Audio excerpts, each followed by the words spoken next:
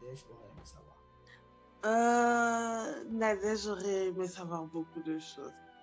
Beaucoup, beaucoup. Mais le plus important, c'est que depuis 2021, Nadège est maman. Donc, maman de deux belles filles. Et elle aurait aimé savoir, en fait, comment ça se gère la vie de mère, comment ça se gère une grossesse gémellaire. Donc, c'est toutes ces questions que Nadège s'est posées jusqu'au 7 octobre et jusqu'à présent. Et c'est ce que je veux partager avec vous. Mais du coup, est-ce que c'était un sujet dont tu aurais vraiment aimé parler plus tôt avec ta mère, par exemple? Oui, Qu'elle t'explique un peu comment ça se passe, les premières fois, etc., les défis et tout ça? oui, j'aurais aimé. Franchement, elle passe son temps à veiller sur des futures mamans, à s'occuper de leurs enfants. Donc, j'aurais aimé en tout cas. Je pense que ça aurait été plus sage de ma part d'aller voir maman. Est-ce que tu penses que si je prends une grossesse maintenant, là, comment ça va se passer? Est-ce que tu as des conseils? Mais malheureusement, on fait pas ça. On informe après les parents pour leur dire que voilà, vous serez grands-parents.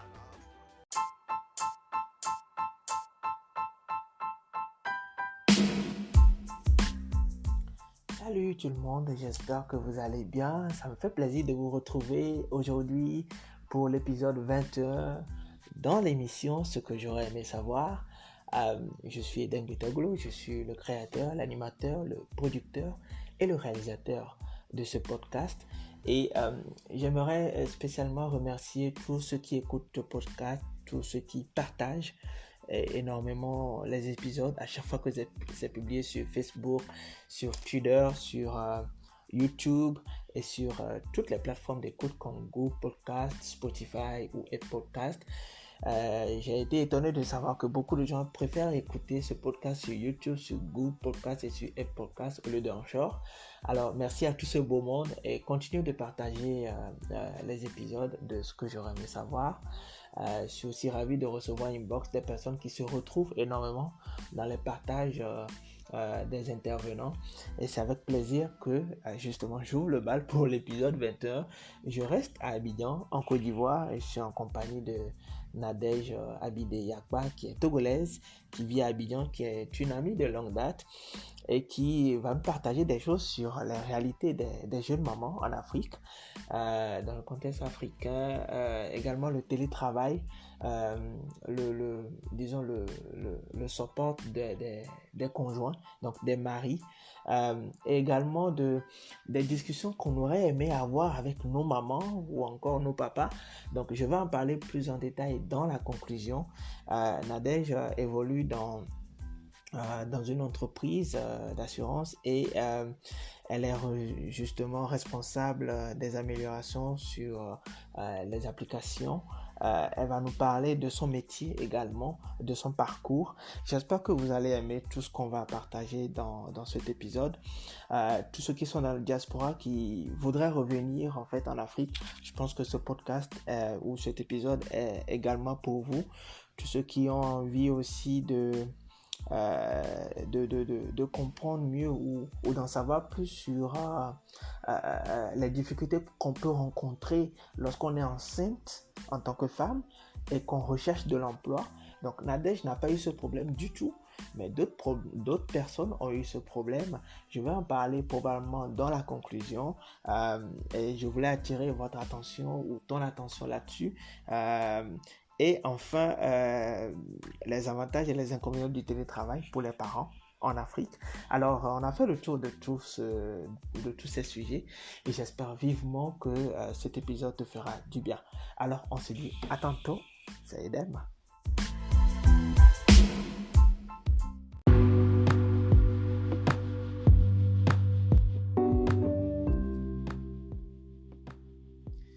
Bonjour, bonjour, salut, j'espère que vous allez très bien. Aujourd'hui, je suis avec une grande dame, une amie de longue date en plus.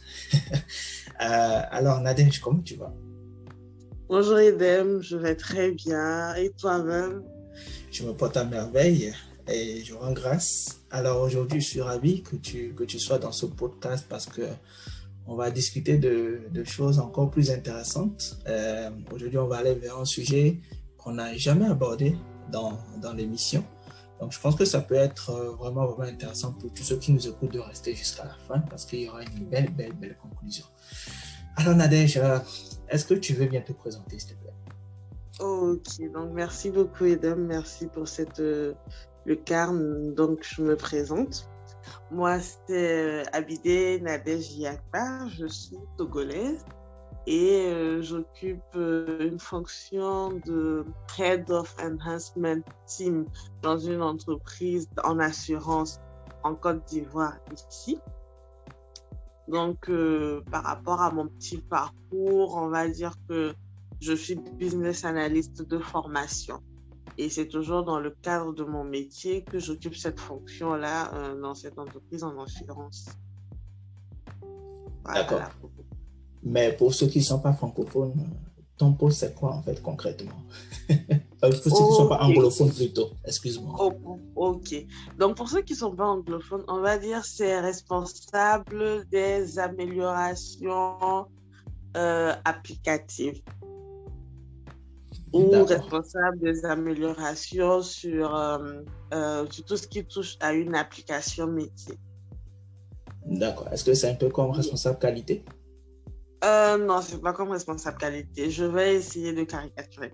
Par exemple, on a une application qui fait de la vente en ligne. Donc, on a peut-être sûrement des applications sur nos téléphones où tous les jours on dit il y a une nouvelle mise à jour, veuillez mettre à jour votre ordinateur ou votre téléphone. Donc, nous, si tu veux, moi, mon métier, c'est de pouvoir recueillir en fait les besoins des utilisateurs, de les comprendre, de les analyser et de mettre en place cette amélioration qui va conduire à la mise à jour du système. Ok, d'accord. Bon, j'espère que ceux qui nous écoutent ont compris un peu ce que tu fais maintenant. Mais est-ce que tu peux nous en dire plus sur ton background académique? Quel est le parcours que tu as suivi concrètement? Est-ce que tu as étudié en Côte d'Ivoire du coup? Bonne question. On va dire que j'ai un parcours assez atypique. J'ai commencé le lycée, je vais commencer par le lycée, oui, au Burkina Faso où je suis née et j'ai grandi. Donc, j'ai fait toutes mes études primaires, collège, lycée à Ouagadougou. Une fois après l'obtention du baccalauréat, je suis partie à Dakar. À Dakar où j'ai fait 3 ans dans une école de commerce. Et à la suite de cette formation où je suis sortie avec un Bachelor in Business Administration, option marketing, je suis partie à Paris, dans une école de commerce toujours, où j'ai eu à faire un master spécialisé en Business Analysis and Consulting. Donc, après le master à Paris, il fallait maintenant pratiquer. Donc, j'ai commencé dans une boîte en assurance à Dakar, oui. Et de Dakar, après 6 mois, j'ai été mutée sur Abidjan. Et c'est ainsi que depuis, on va dire, 2018, je suis installée à Abidjan et je continue de travailler dans le secteur de l'assurance. Ok, donc si je comprends bien, en fait, tu as commencé au Burkina, ensuite Sénégal et ensuite la France. Mm-hmm. Et là, tu es retourné carrément en Afrique, tu évolues en Afrique. Pourquoi tu n'es pas resté en France? Beaucoup de gens auraient préféré rester en France au lieu de venir continuer professionnellement en Afrique. Bonne question. Merci beaucoup, Edem. La difficulté de rester en France, c'est de trouver en fait un employeur qui allait valider en fait, comment vais-je dire, qui allait accepter. Non, est-ce qu'on va dire ça comme ça?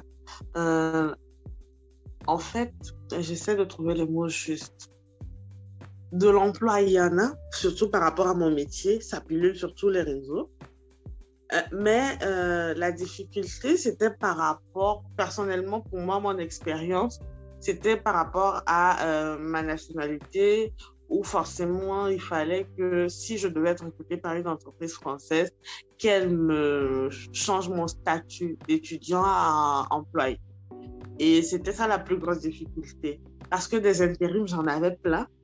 J'ai fait des missions d'intérim, mais à un certain moment, je me suis posé la question, est-ce que je vais continuer d'intérim en intérim ou ce serait pas mieux d'aller tenter chez moi en Afrique où là-bas au moins, voilà, ça sera pas des intérims en intérim, mais quelque chose de mieux. Donc, c'est ainsi que je me suis décidée à rentrer parce que j'ai eu une bonne dose de chômage, on va dire 7 mois. Et là, j'ai eu le déclic. J'ai dit, bon, c'est bon comme ça, je pense que je peux rentrer chez moi et j'aurai quelque chose. Donc, c'est sur cette base-là que j'ai décidé de rentrer. D'accord. Bah, je suppose que c'est vraiment une décision réfléchie. Et là, tu te sens mieux en Afrique qu'en France, je suppose? Oui, franchement, je regrette pas mon choix. Je ne regrette pas mon choix. Pourquoi? Parce que quand je quittais la France, j'étais dans un état déprimant. Franchement, j'avais perdu espoir, je me sentais très mal. Et le fait de rentrer en Afrique, d'avoir cette chaleur où, franchement, tu sens qu'il y a, on va dire, autour de toi, il y a du soutien. Tu sens vraiment que tout le monde est derrière toi, on t'encourage et tout. Ça, je ne l'avais pas eu en France. Et ça fait que tu te sens plus à l'aise dans ce que tu fais. Tu arrives à évoluer facilement parce qu'au moins, tu as cet entourage-là qui est vraiment réconfortant. Et ça, je ne l'ai pas eu. Et c'est ce qui me réjouit jusqu'à présent. Je ne regrette pas mon choix et je me sens très bien. Surtout que je suis arrivée à Abidjan où ils disent vraiment Abidjan, c'est le pays le plus doux au monde. Je pense que oui, je me sens très bien. Je ne regrette pas mon choix. Finalement, objectivement, dis-moi, si tu devais le dire aux auditeurs aussi qui nous écoutent, est-ce que le fait que tu sois passé par la France, selon toi, a joué un rôle important dans le fait que tu aies été accepté dans une bonne entreprise en Afrique? Est-ce que si tu n'étais pas passé par la France, est-ce que tu penses que ça aurait été plus compliqué pour toi de trouver un bon poste en Afrique? Oui, je le dis clairement, oui, oui. Parce que on a un regard sur ceux qui viennent de l'extérieur. On a un regard, on se dit, ah, mais eux, ils ont beaucoup à apporter, ils ont quand même fait des grandes écoles et tout. Donc, il y a cette image où quand tu vas de l'autre côté, vraiment, tu vas apporter beaucoup parce qu'on sait que tu as appris beaucoup de choses plus intéressantes. Donc, je pense que oui, le fait d'avoir fait ce parcours-là, c'est celui-là qui m'a facilité les portes d'entrée dans les entreprises en Afrique. D'accord, ok. Bah, pour tous ceux qui nous écoutent, bah, je pense que vous avez forcément retenu la petite leçon. Si vous avez des difficultés à rester en France d'un point de vue professionnel, il y a quand même des entreprises en Afrique qui seraient ravies de vous accueillir. En même temps, il y a des entreprises aussi en Afrique qui seraient ravies de travailler ou de rémunérer ou de collaborer avec des personnes qui ont étudié seulement en Afrique. Donc, on n'est pas en train, dans cet épisode, de dire que ceux qui viennent de la diaspora sont forcément meilleurs, mais c'est juste que peut-être qu'ils ont eu plus d'expérience sur un certain nombre de points.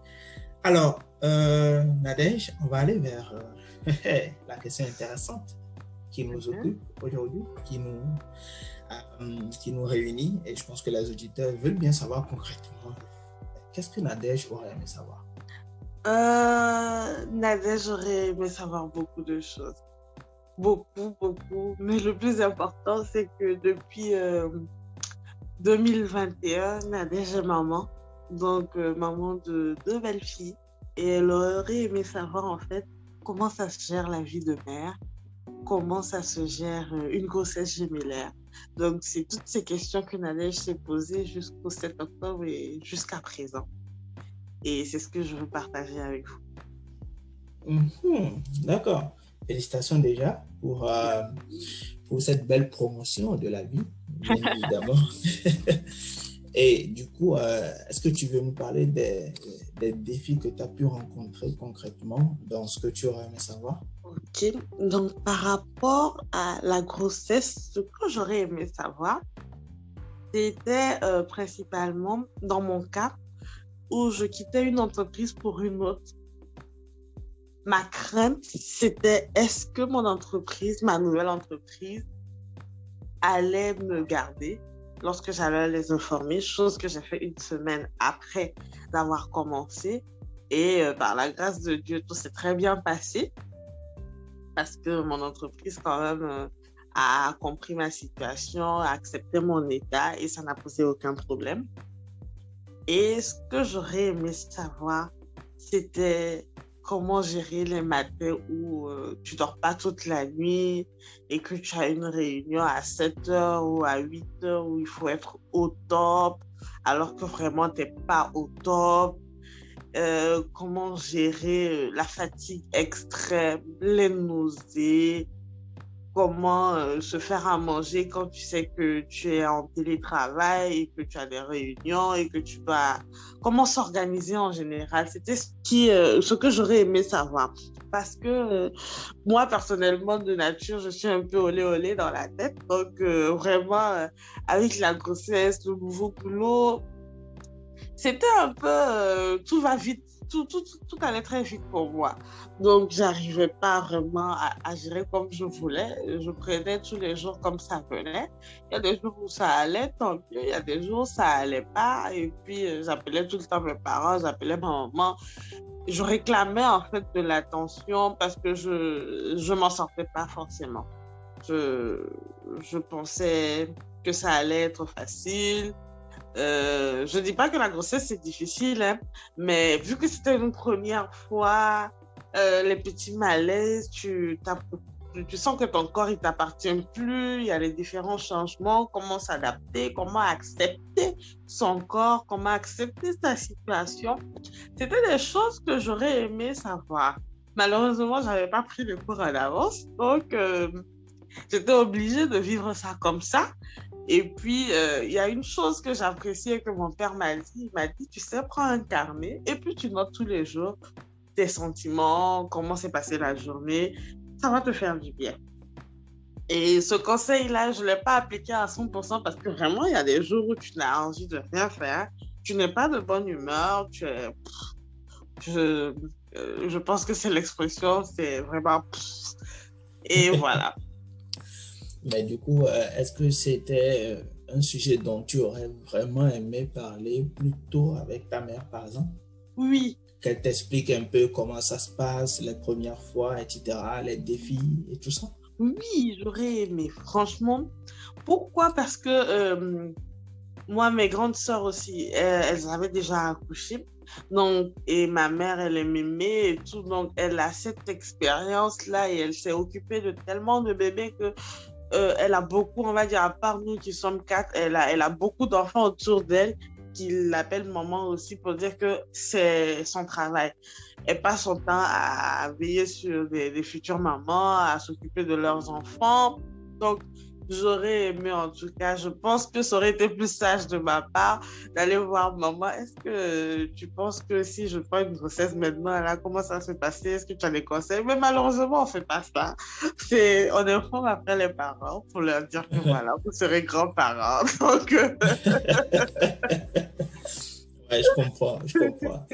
Bah, oui, je me rends compte que c'est un sujet un peu délicat dont les parents ne parlent pas. Alors qu'en fait, je pense que c'est un sujet pas si délicat que ça. C'est-à-dire que si on est parent et qu'on a des filles ou des garçons, on sait tous qu'à un moment donné, ils seront probablement parents. Donc, je pense que ça aurait été bien quand même que nos parents nous discutent avec nous du rôle de parent ou même du processus déjà lorsqu'on est en train de devenir parent. Et je pense qu'il y a des hommes peut-être dans ce podcast qui nous écoutent qui auraient aussi voulu que leur papa leur parle un peu de l'expérience de papa à la naissance, etc. On n'a pas tous eu ça. Mais du coup, je suppose que dans ton cas aussi, ton mari a été d'une aide formidable, bien évidemment. Oui, franchement, je vais revenir d'abord sur le côté maman et après, je vais parler du soutien de mon mari. C'est que, en fait, les parents, ce qu'ils font, ils disent pas tout. Ils te laissent, je sais pas si c'est de manière générale, mais ils vont juste te donner l'aperçu. Après, ils te disent, non, toi-même, tu feras ta propre expérience. Et c'est de là que tu vas apprendre. Donc, ils vont te briefer peut-être de manière générale. Voilà, c'est comme ça, les choses vont changer et tout. Mais dans la réalité, là, il y a des choses qu'ils ne vont pas te dire. Moi, par exemple, quelque chose que j'aurais aimé qu'on me dise et qu'on ne m'a pas dit, c'est la difficulté de pouvoir dormir sur le côté. j'avais l'habitude de dormir sur le ventre. C'est un truc que je fais normal parce que je n'avais pas de gros ventre. Et à un certain moment, c'était difficile. Il fallait dormir sur le côté. Et tu vois, tout le monde te regarde. Ah, mais c'est comme ça. Quand tu es enceinte, tu ne peux pas dormir sur le ventre. Tu vas écraser le bébé comme si c'était normal, en fait, que tu le saches. Mais non! Je pense qu'il fallait peut-être, pour moi, me renseigner auprès de ma maman, qu'elle me donne les bonnes astuces pour pouvoir gérer mes nuits de sommeil parce que moi, je suis une grosse dormeuse. Donc, vraiment, cette partie-là, j'aurais préféré qu'on m'informe au moins pour me dire, ah, voilà ce qui va se passer. Mais après, ce qu'ils ont fait, c'est qu'ils se moquaient de moi. Toi qui cries tout le temps, tu es fatigué, tu peux dormir. On va voir après comment tu vas faire.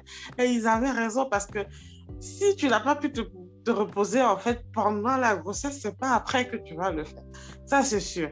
Donc là, dans mon état, j'ai beaucoup de crédits de sommeil. Mais heureusement que mon mari, il est là. Il me soutient. Durant toute l'étape, il a souffert, je sais, parce que je suis râleuse. Donc, il a eu à supporter toutes mes plaintes, toutes mes caprices. Et Dieu merci, jusqu'à présent, souvent, quand même, j'essaie. Tu sais, avec 2 bébés, c'est pas évident. Donc, quand tu es fatigué, bon, tu fais genre, ça va pas trop. Et puis, il va gérer. Tu vois. Les hommes, quand même, vous êtes formidables. Il y a des petits trucs qui vous touchent et puis ça passe. Merci beaucoup. Bah voilà, enfin c'est dit. Les hommes qui nous écoutent, Nadège dit que nous sommes formidables et ça fait plaisir de l'entendre d'une grande dame. Donc tous les maris de la terre, je pense que vous avez probablement écouté. Donc n'hésitez pas à partager ça à tous les hommes que vous connaissez. Je pense que ça pourra nous faire du bien. En tout cas, oui, je me rends compte que ça n'a pas été évident du tout. Et je pense que tu as parlé aussi du fait que, voilà, à la naissance de l'enfant, il y a des réveils difficiles, et tout, etc. Donc, des petites choses, en fait, dont tu aurais aimé discuter, pas seulement avec la sage-femme ou le gynéco ou la gynéco, mais plus avec ta maman pour vraiment une discussion plus informelle. D'accord. Du coup, on va aller vers quelque chose peut-être de moins intéressant, mais assez pratique. Je vais te demander de choisir entre le chiffre 1 et 5. 2, parce que j'ai 2 filles. D'accord, 2. Alors, on va voir la question qui se... Ok. Alors, Nadège, dis-moi, on va vers la question de podcast. Que penses-tu du télétravail? Le télétravail, c'est merveilleux. C'est merveilleux? Oui, pourquoi je dis que c'est merveilleux dans mon cas? En fait, étant, on va dire, enceinte et que je commençais un nouveau boulot où c'était le télétravail dû à la crise Covid et tout, cela m'a permis de m'organiser pour pouvoir répondre aux attentes de mon entreprise. Donc, le télétravail aujourd'hui, franchement, c'est une panacée. Pourquoi? Parce que ça nous permet de gagner du temps aussi en termes d'efficacité. Je fais une petite comparaison entre le télétravail et le travail au bureau. Donc, le matin, il faut se déplacer. Donc, tu te tapes forcément peut-être les embouteillages. Arriver, voilà, tu as le temps de te reposer, juste un peu souffler, prendre un café et puis tu reprends l'activité. Après, tu as ta pause que tu vas forcément prendre et puis encore à une certaine heure, il faut rentrer. Et quand tu es en télétravail, tu ne comptes pas forcément le temps. Tu essaies de faire le maximum et de t'organiser de telle sorte que tu ne sentes pas trop en fait la charge de travail. Et tu peux travailler à tout moment aussi, c'est ça qui est intéressant. Mais donc, du coup, en étant mère, est-ce que c'est plus facile, surtout en étant jeune maman où tes enfants sont bas âge? Est-ce que c'est plus gérable, c'est plus merveilleux du coup aussi? Quand on a du soutien autour, on ne sent pas trop la présence des enfants. Donc moi, dans mon cas, j'avais ma maman, là j'ai une nounou qui est là, qui s'occupe super bien des enfants. Donc si vraiment je me concentrais, comme par exemple dans le cas de ce podcast-là, il n'y a pas de bruit autour, tout le monde est dans son coin et puis moi j'arrive à travailler tranquillement. D'accord. Donc, si on te disait de choisir entre le télétravail et le travail en présentiel en entreprise, là maintenant, tu choisirais quoi? J'allais choisir un mix. Pourquoi? Hybride, quoi. Voilà, pourquoi? Parce que toujours dans mon cas, je dis, j'ai commencé dans une entreprise il y a 1 an de cela. Donc, il fallait avoir forcément le contact avec les autres collaborateurs pour mieux cerner certains sujets et tout. C'était plus facile. Donc là, quand j'ai repris en janvier, donc je me suis rendue au travail où j'ai pris contact avec des collègues que je connaissais vraiment pas et tout. Et pour moi, c'est important aussi de pouvoir communiquer avec des personnes, pas forcément tout le temps en call. Non, le contact aussi est important. Surtout dans le monde dans lequel on est aujourd'hui, où tout le monde est renfermé derrière son ordinateur, son téléphone. À un certain moment, il faut chercher à aller à la rencontre de l'autre. Et ne serait-ce que pour développer en fait cette relation entre collègues là, je pense que c'est important de faire un mix des deux.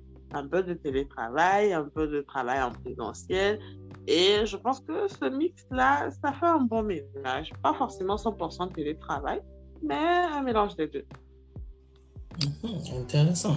Bah, en tout cas, je retiens beaucoup de choses aujourd'hui de ce que tu dis. La première, c'est que c'est rare de trouver des entreprises qui n'ont aucun problème avec le fait d'engager plutôt une femme qui est déjà enceinte, parce qu'on connaît des entreprises qui disent non ou qui acceptent au début la candidature, tout est correct, qui te dit tu seras prise et tout, etc. Et qui après, dès qu'elles savent que tu es enceinte, te disent bah, finalement on a retenu une autre personne, parce qu'elles ne veulent pas en fait t'offrir des congés maternité. Elles savent que tu vas devoir prendre des congés, te reposer, etc. Je retiens aussi quelque chose de très important par rapport au télétravail, c'est-à-dire que ça te permet de passer du temps avec ta famille, avec tes enfants, donc d'être sur place, mais aussi ce côté hybride en fait, surtout de pouvoir créer des relations humaines aussi avec des collègues et tout. Donc, si je comprends bien, si tu devais faire, disons, une mise à jour du code du travail en Côte d'Ivoire, tu dirais que ce serait bien d'avoir un truc hybride? Oui, franchement, j'irais pour ça. D'accord. Bon, on va quand même l'inscrire dans l'agenda et puis on va l'envoyer à ton ministre. On ne sait jamais, ça pourrait être très utile. Mais voilà, là, on tend vers la fin du podcast et j'ai envie de te demander si tu as des conseils à donner aussi bien aux jeunes mamans qu'à ces personnes qui sont en télétravail dans le contexte africain, qu'à ces femmes qui sont peut-être enceintes de 2-3 mois, qui ont des pressions énormes pour trouver du boulot, qui n'y arrivent pas. Bref, si tu as des conseils, même en termes de relations de couple, avec le soutien du mari et tout, etc. On t'écoute religieusement. Ok, mais merci Edem déjà pour ce moment que nous avons passé. Pour les conseils, je dirais pour ces jeunes mamans peut-être qui sont enceintes ou qui cherchent du boulot, on va dire, ne mettez pas votre état en face, mettez plutôt vos compétences que vous valez en face de vous. Et je pense que c'est ça qui va marcher. Parce que, comme certains disent, la grossesse, c'est pas une maladie. Donc, faut juste se dire que vous restez la même personne intellectuellement, professionnellement, et c'est ce qu'il faut vendre en fait. Donc, je les encourage à vendre leurs compétences, à se dire que non, c'est juste 9 mois, ça va passer. Mais après, ce qui est dans la tête, ça reste quoi. Donc, il ne faut pas juste se bloquer par rapport à son état, mais prouver que voilà, avec une grossesse ou sans grossesse, on reste la même personne efficace. Et pour les couples, je dirais, ayez une personne qui vous encourage, qui vous soutient, qui croit en vous, aussi bien sur le plan professionnel que sur votre état, sur la future maman que vous serez, qui vous rassure. Parce que le soutien, c'est important. Et surtout l'assurance. Parce qu'il y a ce truc qu'on appelle, c'est le baby, comment on appelle ce truc-là? J'ai oublié le terme. C'est le baby blues, je crois. ce sentiment de dépression juste après ou avant l'accouchement où on se dit non, je suis pas une bonne mère, ça va pas se passer, on est fatigué, il y a bébé qui pleure, non, ça risque de pas bien du tout se passer. Donc, quand on a le soutien qu'il faut, je pense qu'on arrive à transcender cette étape-là et on est plus heureux parce qu'on se dit que voilà, je suis maman, j'ai tout le monde qui m'encourage, qui me soutient, ça fait chaud au cœur. Donc, je vous encourage tous à trouver autour de vous le soutien nécessaire, la famille, les parents, les amis et surtout votre moitié parce que à un certain moment, c'est tout ce que vous avez envie d'entendre en fait. Tu es forte, tu vas y arriver, tu es une bonne maman. Et ça change tout. Donc vraiment, je vous souhaite bon courage dans votre aventure de maman et surtout plein de succès dans vos prochaines entreprises. D'accord. En tout cas, moi, je tire un gros chapeau à ton entreprise déjà, parce que pour moi, c'est très important d'avoir ce type d'entreprise-là qui conçoivent les choses différemment, tu vois, vu le contexte africain dans lequel on évolue et le regard qu'on porte sur la femme enceinte. Donc, vraiment, chapeau à ton entreprise. Et j'espère que beaucoup d'entreprises en Afrique, en tout cas beaucoup de dirigeants d'entreprises vont écouter ce podcast, je l'espère vivement, et vont commencer à travailler là-dessus. Et surtout nos pouvoirs publics aussi, parce que tout doit venir un peu de là également, ce changement de mentalité.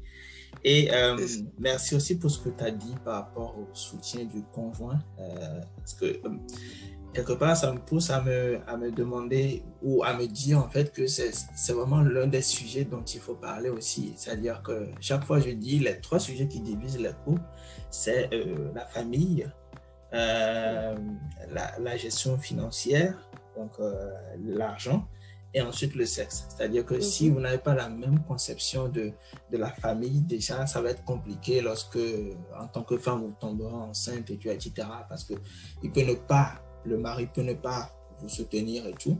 Alors qu'en fait, si vous êtes dans la même conception, vous concevez la chose de la même manière, c'est clair que vous saurez comment commencer la relation jusqu'à arriver à ce niveau-là. En tout cas, merci pour ton partage d'expérience. Donc, un dernier mot, est-ce que tu as envie de partager un dernier mot avant qu'on ne dise bye-bye, tout le monde? Je dirais merci à toi, Edem, pour cette occasion que tu nous donnes à tous, aussi jeunes, aussi vieux, pour pouvoir vraiment partager son expérience. Parce que la notion de ce que j'aurais aimé savoir, franchement, ça nous permet d'apprendre beaucoup de choses. Beaucoup, parce qu'on tire des leçons, des expériences des autres, on apprend de chacun de nous. Et je pense que comme la vie, c'est un continuel chemin d'apprentissage, grâce à toi, grâce à ce podcast-là, on arrive à tirer beaucoup de leçons. Donc vraiment, merci beaucoup et je te souhaite bon vent et bonne continuation. Merci beaucoup à toi. Merci à tous ceux qui nous ont écoutés. On se donne rendez-vous pour le prochain podcast tantôt. Mais avant ça, vous restez pour la conclusion parce que ça va être intéressant. Allez, on se dit à tantôt. Bye. Bye.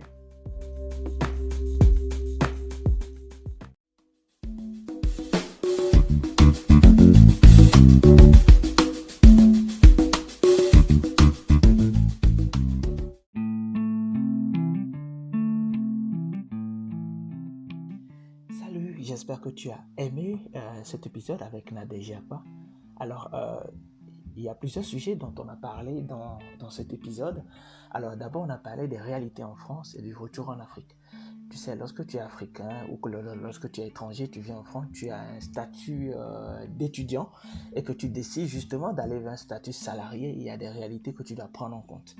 Parce que c'est très très compliqué. Il faut avoir, je pense, un salaire de moins de 2250 €, etc.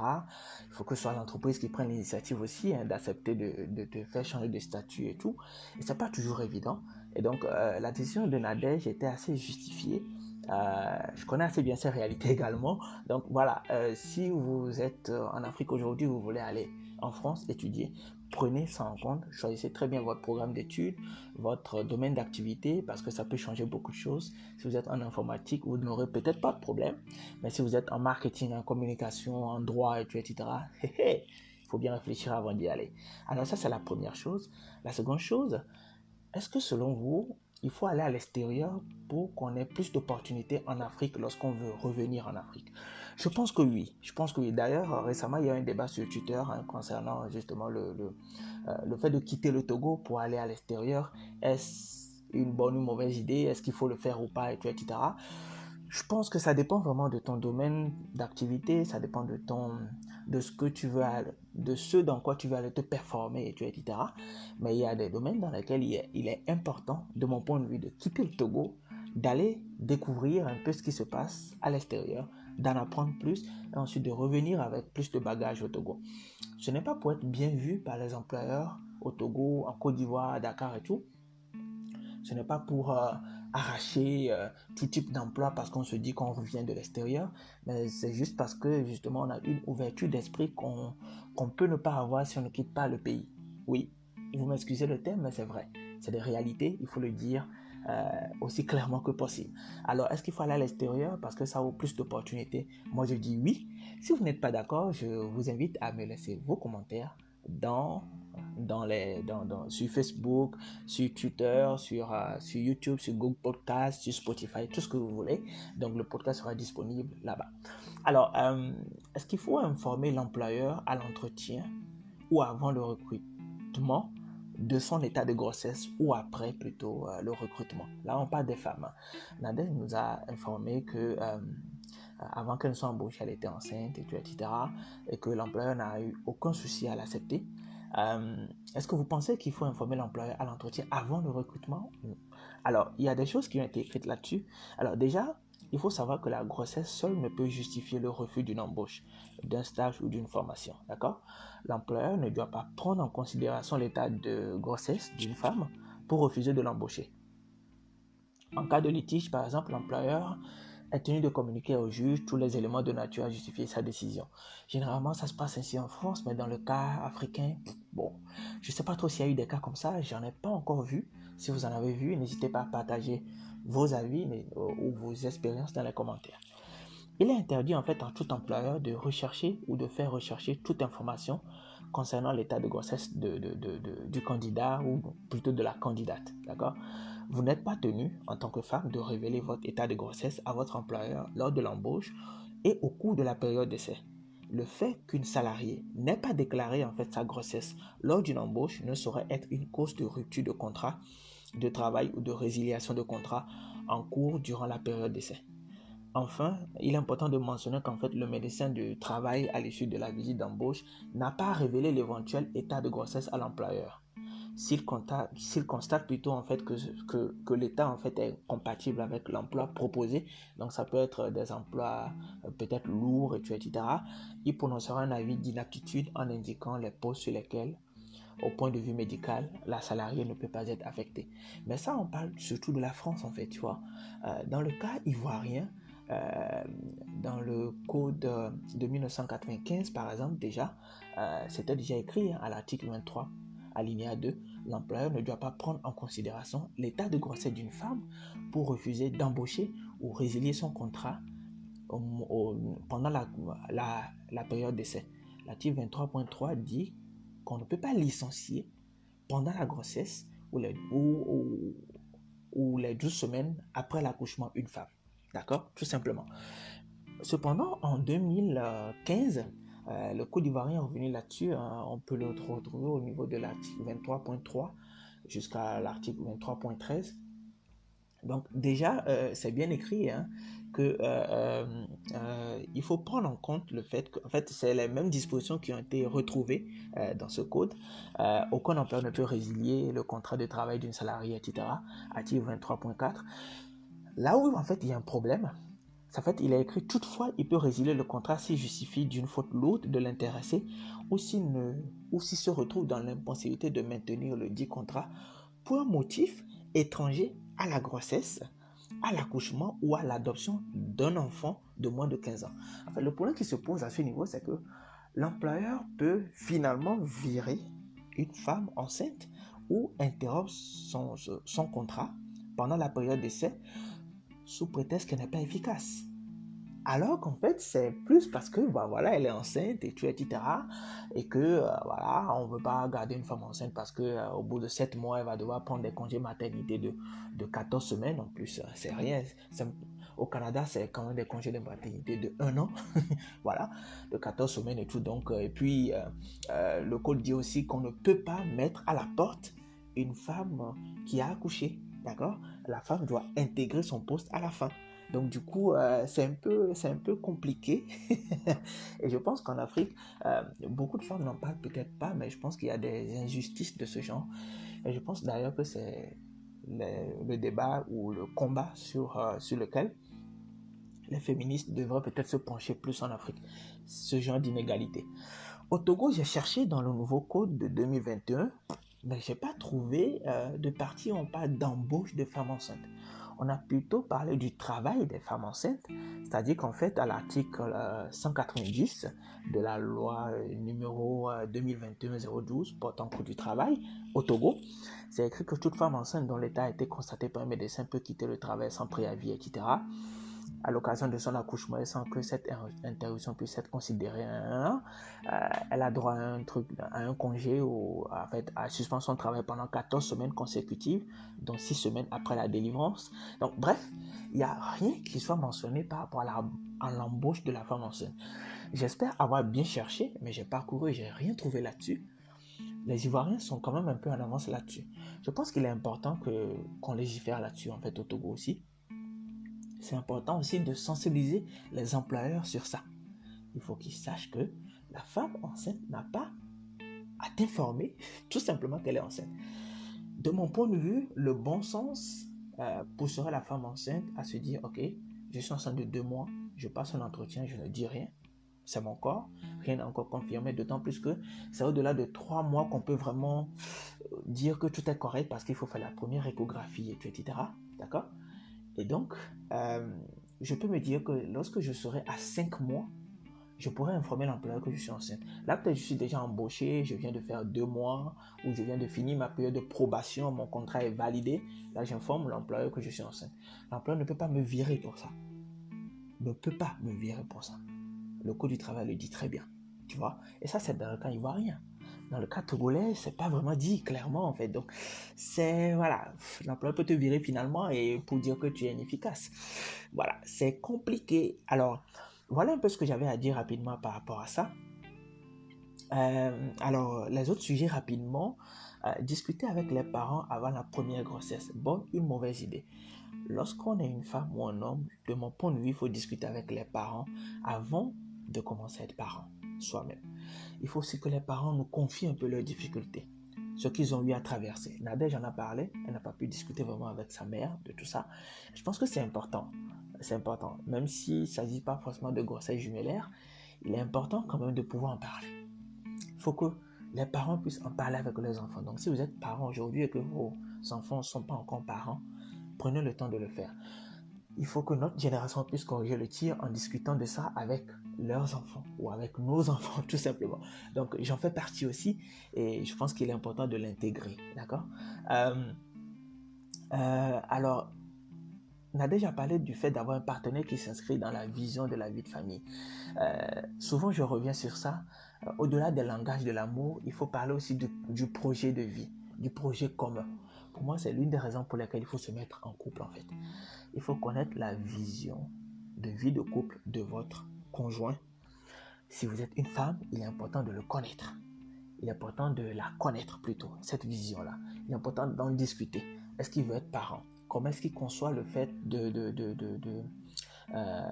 parent, etc. Moi, je dirais toujours, une femme et un homme, ils sont complémentaires.